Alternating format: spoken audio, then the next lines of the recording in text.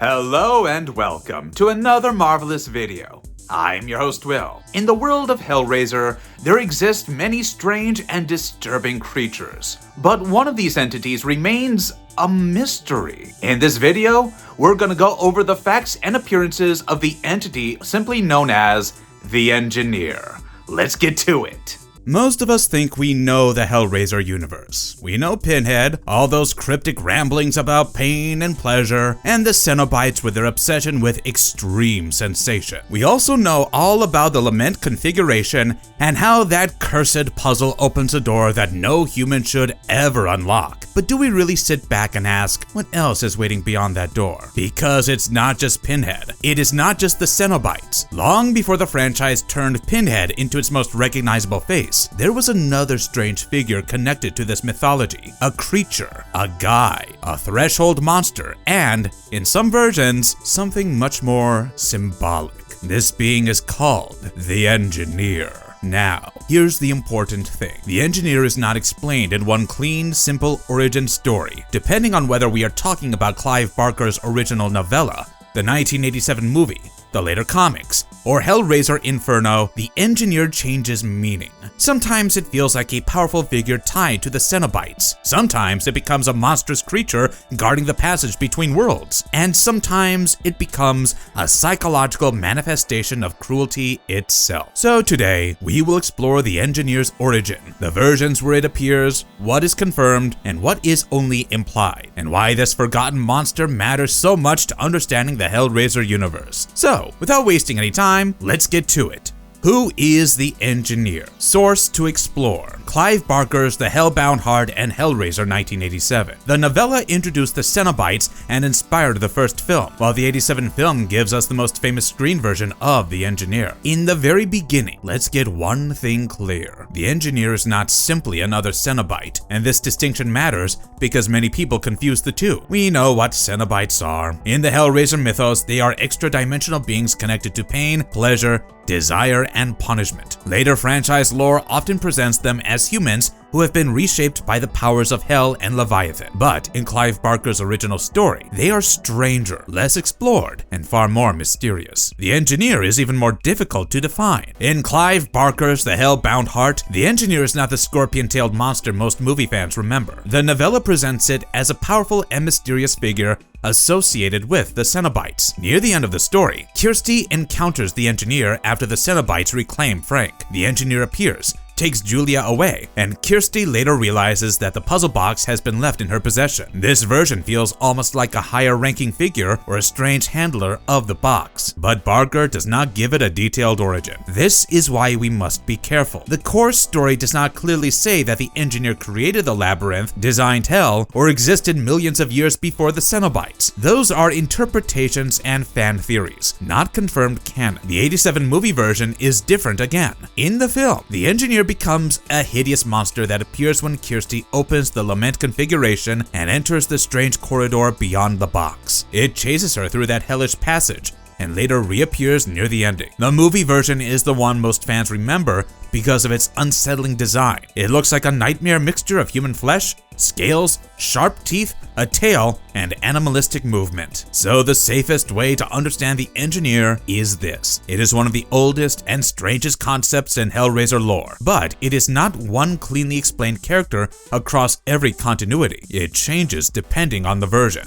The Engineer and Clive Barker's The Hellbound Heart. Source to explore. Clive Barker's The Hellbound Heart, first published in 1986 in Night Visions 3. The story introduces the Lament Configuration and the Cenobites, and later became the basis for Hellraiser 1987. Now, before we go to the movie monster, we have to go back to Clive Barker's original story, because this is where the Engineer first becomes important. In the Hellbound Heart, the Engineer is not treated like a simple beast. It is not described as the same creature that appears in the 87 film. It feels more like a mysterious presence connected to the Cenobites and the box. In the novella, Frank Cotton solves the Lament Configuration because he is chasing experiences beyond ordinary human pleasure. But when the Cenobites arrive, he realizes too late that their world does not separate pain from pleasure. To them, suffering and ecstasy have become the same thing. Frank becomes trapped in their realm, but later escapes in a half-formed state and begins using murder to rebuild his body. Kirsty eventually exposes Frank,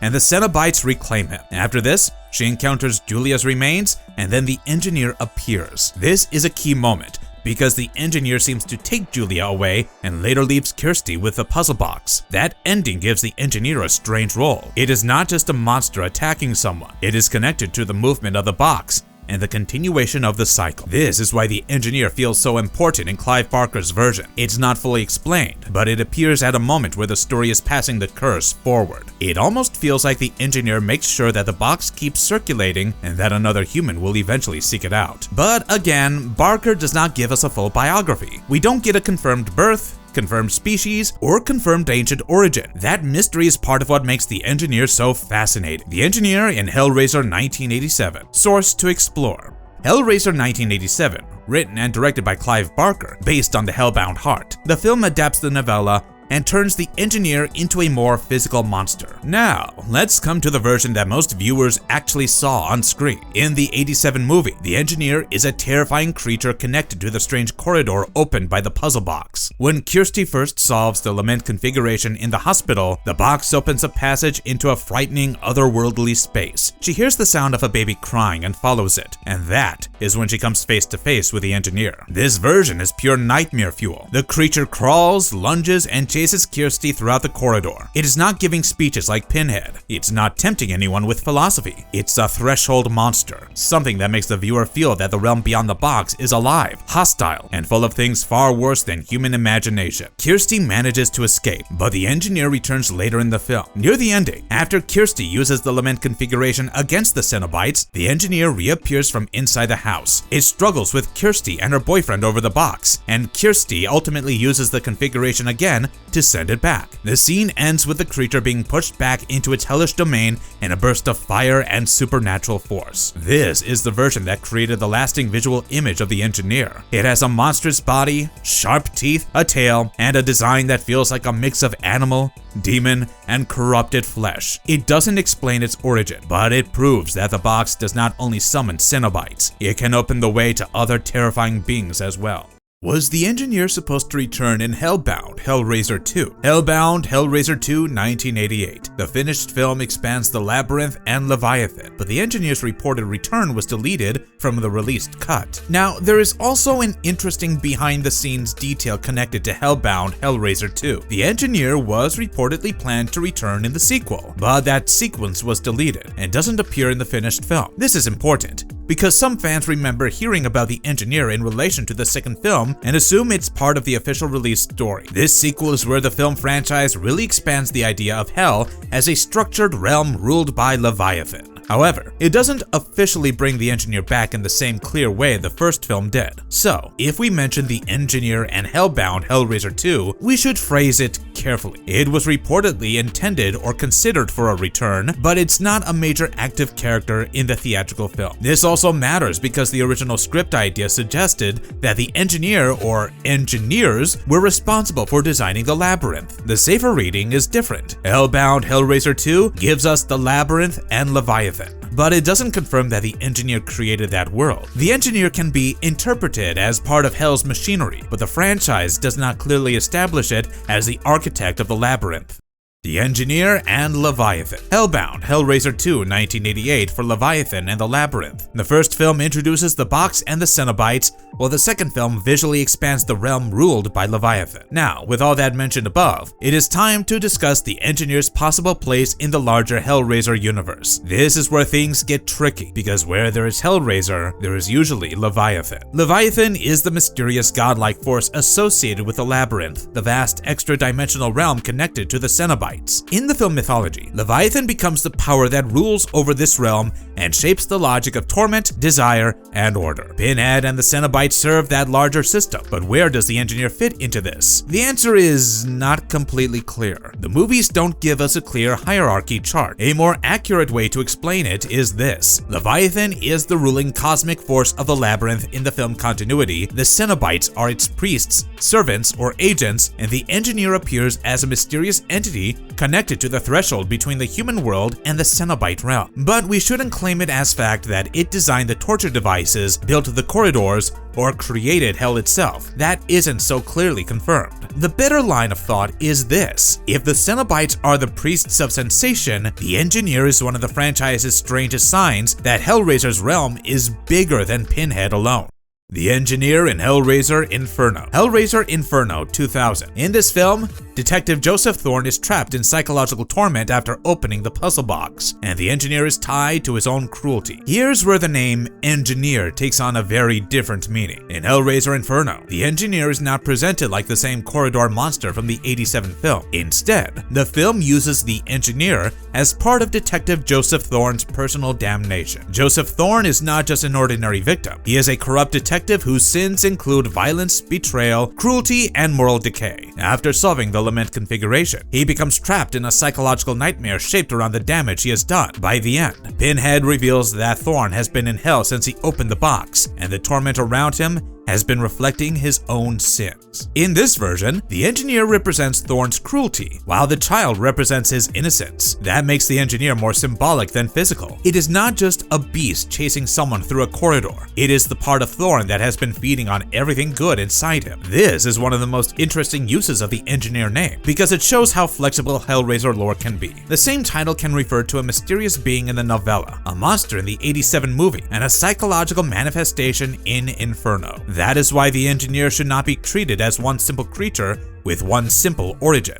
The Engineer in Clive Barker's Hellraiser comics. Clive Barker's Hellraiser number 7. Marvel and Epic Comics, 1991. The Grand Comics database synopsis identifies Donald Wallace and says he is tasked with recruiting an impossible number of people into the ranks of Cenobites. Apart from the movies and the novella, the Hellraiser comics also expand the mythology. One important example is Clive Barker's Hellraiser number 7 from Marvel and Epic Comics. This issue introduces Donald Wallace, a wealthy figure involved in a story where he is tasked with recruiting an impossible number of people into the ranks of the Cenobites. This is the kind of comic book story that shows how the Hellraiser universe can stretch beyond the films. It suggests that the box, the Cenobites, and their influence can move through human systems, invitations, bargains, and recruitment. It's not always just someone randomly solving a puzzle in a dusty room. Sometimes people are pulled in through desire, ambition, curiosity, or carefully arranged temptation. However, we should be cautious about saying that Donald Wallace directly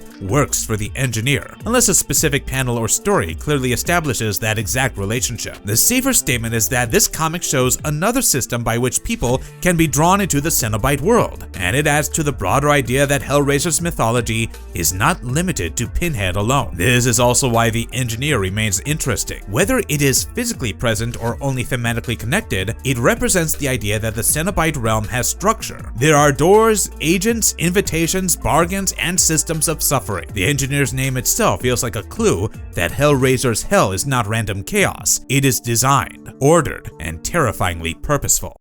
Why the Engineer matters. Now, after knowing all this, you might have a question. Why is the Engineer so significant? The answer is simple, because it reminds us that Hellraiser was never just about Pinhead. Pinhead became the face of the franchise, and that makes sense, because Doug Bradley's performance and the character's design became iconic. But the deeper Hellraiser universe is much stranger than one villain. The box does not just summon one monster. It opens a door into an entire philosophy of pain, desire, punishment, and transformation. The Engineer matters because it sits at the edge of that mystery. In the novella, it appears as a strange and powerful figure connected to the box and the Cenobites. In the '87 movie, it becomes a horrifying threshold creature. In Inferno, the name becomes a symbol of human cruelty turned into torment. In the comics, related Hellraiser mythology shows that the system of recruitment and damnation can be much bigger than one puzzle box in one house. That is why the Engineer should not be reduced to a simple monster. It is better understood as one of Hellraiser's most mysterious concepts. It is a reminder that the Cenobite realm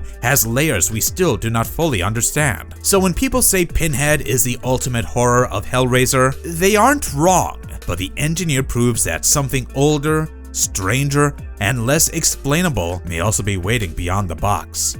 So, what are your thoughts on the Engineer? Do you see it as a monster, a guardian, a servant of Leviathan, or something even more mysterious? Are you still rooting for Pinhead, or do you think Hellraiser's most underrated horror is actually this forgotten creature from the edge of the labyrinth? Share your thoughts in the comments section down below. Also, let us know if you have any favorite underexplored figure in the Hellraiser universe, and if we should take a full deep dive into them as well. Until next time, thanks for watching.